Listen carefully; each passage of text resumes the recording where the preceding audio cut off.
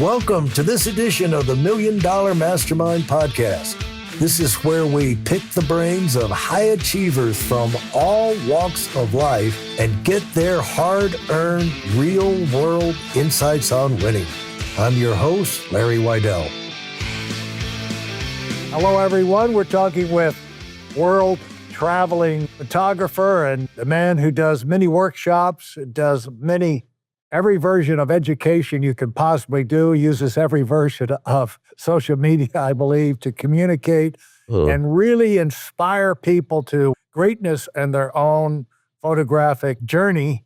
Welcome to Thorsten Overgaard. Hello, Thorsten. Hello, Larry. Good to see you again. You too. And Thorsten is one of my favorite people in the whole world and never stops moving in many ways. He never stops moving forward in geographically, but also in professional and career development. And so it's always, when you do that, you learn things.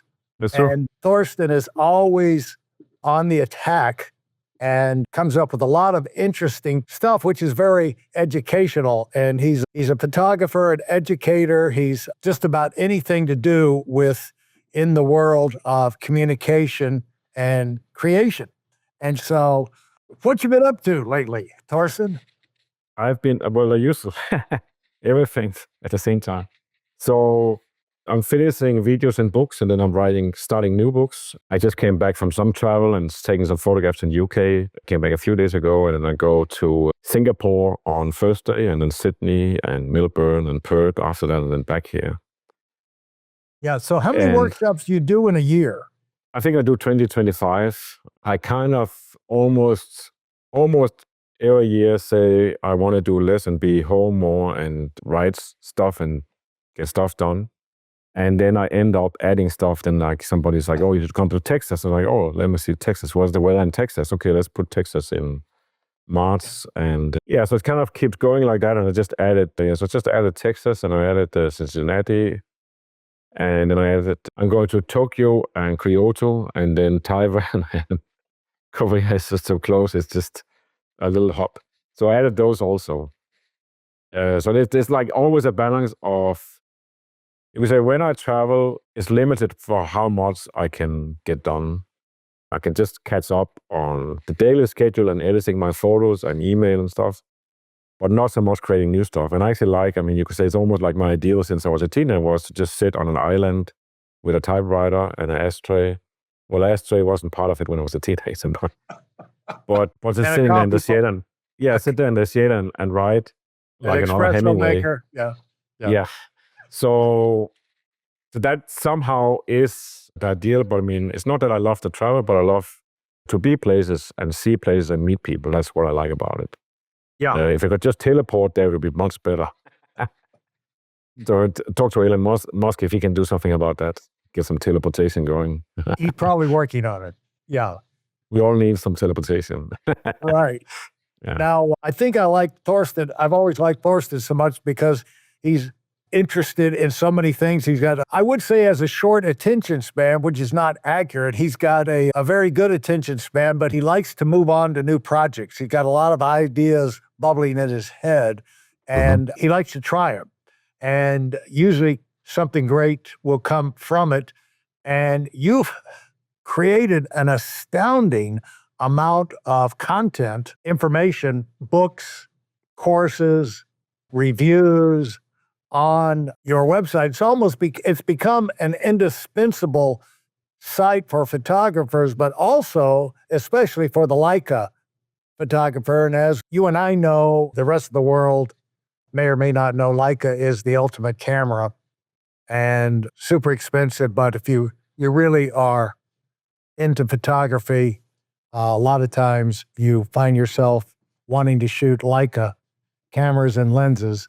And so your go-to source for information on that is Thorsten Overgaard. And so Thorsten, how many people do you find get into these in a year, would you say? How many years have you been doing the workshops?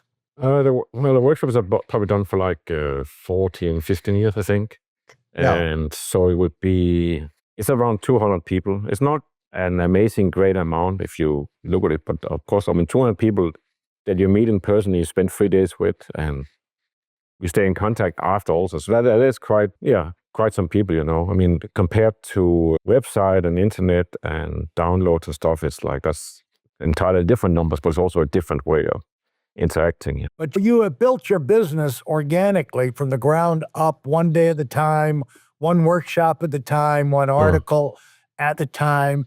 But early on, you got to where you got organized right from the beginning to where you had a place where you could keep this information and make it available to other people. I think that's paid off for you. Yeah. That is the important. You could say, people who have followed things and read my thing know that what goes throughout is that you have to be aware that, well, one thing is like you're your own boss. That's what I think people should think with, but they don't necessarily do. And then you should own your own things. And that means you have to be the one ensuring that the things are available now and in the future, and you own the rights to it. You don't give away the rights or leave it to somebody else. So what was the original question? Why did I start talking about that? Well, we were talking about the fact that early on in your career, one smart thing you did was start compounding, making your information available in a spot. And I think in the beginning, you probably did it just to make pictures available for your family for years and on your travels and everything. But as the reviews and the books and the training things, the ebooks came out, you had courses, you had a place where you could put them and make them available, but you controlled it. Yeah, that's true. For, you could say, almost any artist, you have to have a website. You say first of all, like you see, your name is your trademark. Like you have to make sure you own your own name. And I think you also should use it. It is tempting. If I should start as an artist, in some ways, I'm writing a book about being an artist and stuff. But I would be tempted to just use a made-up name, made-up identity, and never show my face. So you don't have to deal with, you can just live your own life, and then you can step into this role. Now, whatever, that is past now, but at least you can say whatever trademark or web domain you use, that should be your own, and you should control it. And the content you should own and control. Right? And you say, for me, it's just been natural because I always from the beginning, from being a kid, I always was like a storyteller, writing and photographing and doing comics and stuff like that. And then I just kind of, you could say, it happened to be focused around photography. So most of the things I do is around photography, like writing and the products and everything. And then I have this thing I like to preserve, and that is basically how the website started back when there was no visitors. You could say the internet was new in 1995. If anybody can believe, that was a year, 1994, where there was not really any internet. But 1995, that's when it took off and became popular. Before that was only scientists. And I just started putting pictures and stories on there, like basically for my family and my employees. They could see what I was up to. And when I was into photography before I got into Leica, I somehow just liked to preserve information about specific cameras and lenses and film and scanners and so on. And that became the website. And then as time went by, people started using it as a resource. And then they had more questions to say, can you do a workshop? Could you write a book about this? Can you do an exhibition? Can you do this and that? But preserving is still very much key. And when we originally planned this podcast way before elections and hurricanes and everything else of stuff happening in the world, I actually was thinking that it could be interesting to talk about preservation, because that was something I was into there and I'm still into it. So in different ways, and you say one thing is that you may not appreciate so much what you're doing today. And you could say, if you go out and photograph, let's say you get a new camera tomorrow, you finally get this camera that you ordered from Leica and you thought that didn't make some kind of vibes. So you go take a walk with it and you take some photographs and it's like, oh, that's nice, and so on. And you might not appreciate it as much as you will if you look at it in 10 or 20 years.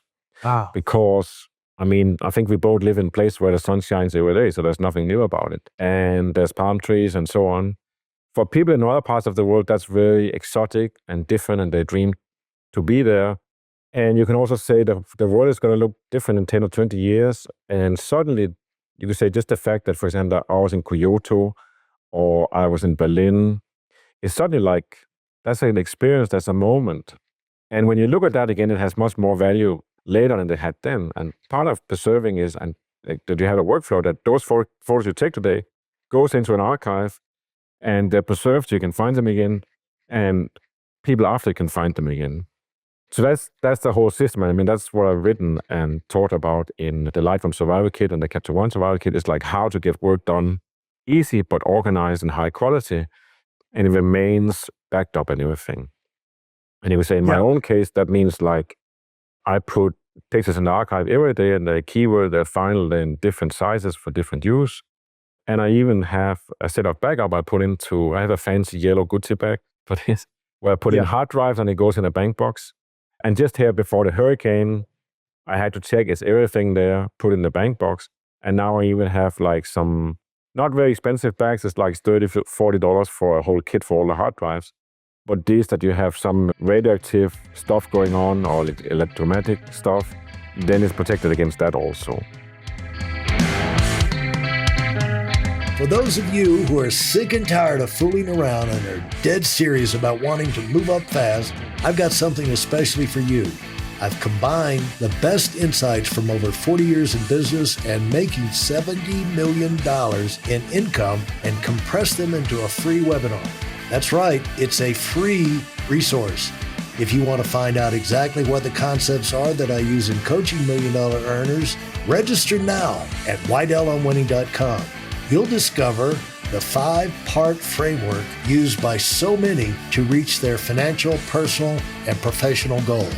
You can find that link in this episode's show notes.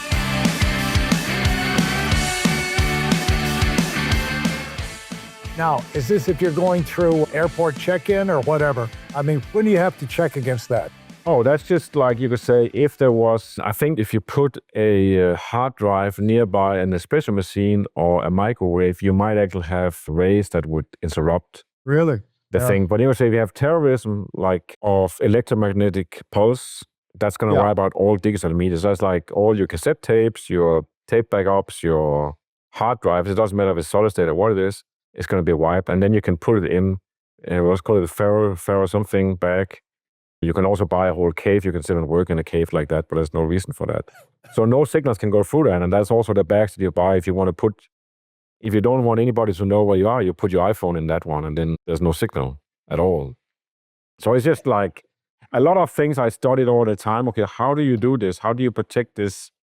For example, I mean, I don't have the backup drives in my house because when there's a hurricane that's coming, you can get flooded, the tree can tilt over, anything can happen. So you shouldn't have your backup here. So where do you put it? And I put mine in the bank, and they're organized so you can find the stuff again. Which is, I mean, backup is a little bit ridiculous because backup is something that you don't need. It's like insurance that most likely you don't need it, but if you do, it has to be there. Right. So that's the system that you set up. So you don't want to spend a lot of time or money on it, on something that hopefully you never needed. But you also, if you don't do it, then and something happens, then you're really fucked. And then you think, oh, I should have done that. Right.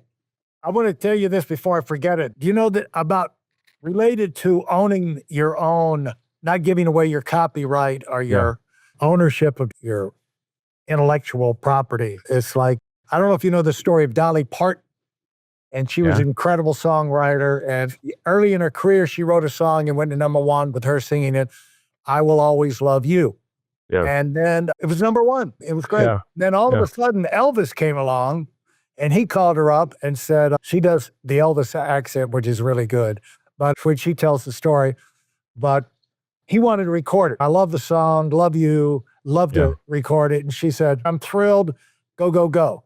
And so they set it up. And then the Dark Angel comes in, his manager, Colonel Parker, and he calls her and says, now, Dolly, we've got to have half of the songwriting royalties for any song that Elvis sings or records. You're going to have to give up half of those royalties. And she said, sorry, not going to happen. And so she said, it broke my heart. Elvis was going to sing my song. But 20 years later, Kevin Costner selected that song. He was the producer for the movie The Bodyguard for Hugh Whitney Houston. And Dolly Parton made so much money. She was laughing. She said, I made so much money on the royalties from that one song and that one movie, I could have bought Graceland. It's so. I mean, it's like, people, you can say people are very happy to just work for other people and get paid, and they don't see the long-term effect of it. And I mean, that's another of my big things right now. So so let's just finish the thing about archiving, because I was actually making I even did a write-up a few months ago of how is the stuff organized. And it's kind of like, this is for my kids. This is how stuff works. This is where the mailing list is. This is how much it costs to maintain the mailing list. This is how daddy makes his money. Yeah. And so on. And this is where the pictures are. And should this company ever ask to use my pictures, the answer is no, unless they pay a really lot of money and so on. Yeah. So the rules for that, and then you think, okay, so your kids are busy and maybe they're not into tech or whatever the story is. I mean, you can't expect that somebody's going to attack what you leave behind with the same enthusiasm as you do. So, and then one of the new ideas I got is no, I can just buy a SanDisk solid state disk, 4 terabyte, that costs $250 on Amazon. And I buy one for each the kid, and then I put all the final pictures on that one. That's about 1 terabyte, it's 130,000 pictures. Everything else is negative, it's 150 terabyte or something of stuff. And you can say any books or whatever I wrote or manuscripts should be there also, and that's kind of the essence of it. But anyways, that's a very interesting thing to have, and it's also, well, as you could say, one of the things I had with this also is life continuum. So you could say my mother passed a few years ago, and she left a big house, and then there was a beach house we owned together, or used to own together, and so on, and some cars, and a lot of paintings that nobody knew was if they were worth anything. And it's that was her game. The big house was 28 rooms. There's a big house, the biggest house in the city. It was the biggest house. Yeah. She was making curtains. She was a very strong woman, but single mother, and she just worked a lot, and she was good at it. Wow. And it's not but she made more than a CEO at that time, whatever.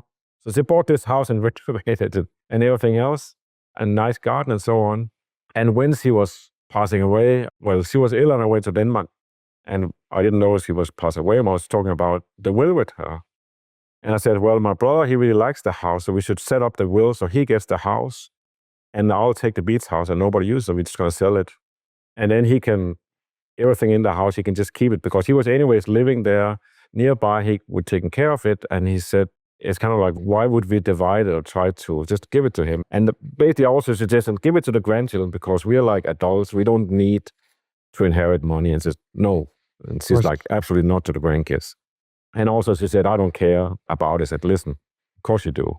So let's set it up so it works. And then she happened to die 4 months later.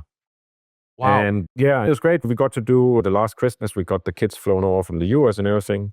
So we had a great time. And I also talked with her. This is going to go into a book at some point, but I'll tell you anyway. So I talked to her about, what do you think happens when you die?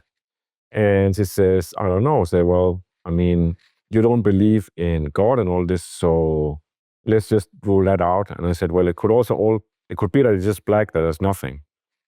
I said, but there's also some people, they believe you're going to live again. So if that's the case, then it doesn't cost anything. You can just start thinking about, what if I'm going to live again, what would I do in relation to marriage and men? I said, no, that's fine. I don't have anything about that. Well, that's fine, mommy. And you would say you did well with houses and money and so on. But you could think where do I want, if I'm going to live again, where should I live? Should I stay in Denmark, or should I go to Florida and be with the kids and their sunshine? I said, no, I want to stay in Denmark. Well, that's fine. And I said, well, that's you don't have to tell anybody. You can just, and it doesn't cost anything. You can just start, just imagine how is your future going to be. And if it doesn't happen like that, if it's just all black, then whatever, then it didn't cost anything. So anyway, so she passed. And then what I learned from that was that even she left, you could say, great wealth, and she had made this house and garden, and it's beautiful and everything. And there's a lot of exotic furniture and masks from all over the world, so it's collected and so on. Then suddenly there was actually a lot of work maintaining this property. And my brother, he got tired of it, and he's like, no, I want to sell this house. I can't. This is not fun. and we had to kind of maintain it until you can sell it and so on. And that made me realize it's like, that was her game. That was her game. It's not our game. That's like, if we had the opportunity to buy a house like that and decorate it and do the garden, it's like, no, we wouldn't do that. I mean, I would never go in the garden anyways. And the painting is like, what is worth what? You have to call somebody who can look and say, oh, this is worth something, this is worth nothing. And then you have to dispose of them or sell them or something. So that's one interesting way of life continue where I decided, no, like I should leave stuff so it's easy to deal with. I can't expect somebody else to continue.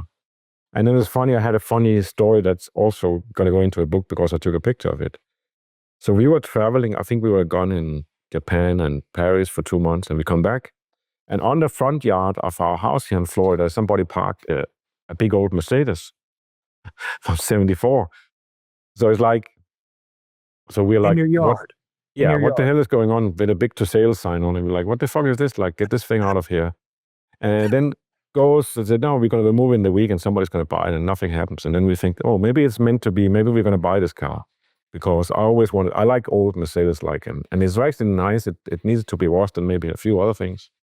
So we find out that the story of it is that the neighbor, her dad, had a company and he was doing really well back in the 70s. So he bought this Mercedes 1974, I think it was, and he got red interior in it, which is the only one that has it and is so well maintained. Then he died and the wife takes over the car. She put it in it's like a farm, so you put it out in the house there.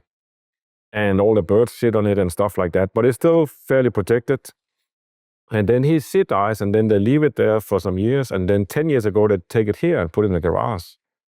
And now they took it out of the garage because they want to sell the house, and then they should do something about the car. So then I'm like, so we had a guy come and look at it, a Mercedes guy, and he said, no, there's too much rust. It's like, underneath it's beautiful and everything, but there's rust, and we don't know till we start taking it apart and it's going to take 6-9 months to fix it up. And then you have a like new car. And I'm like, I don't want to do that project. So then I sit there and I look at this car, I sit down in the front and I smoke a cigarette and I look at this car. I think that's life continuum.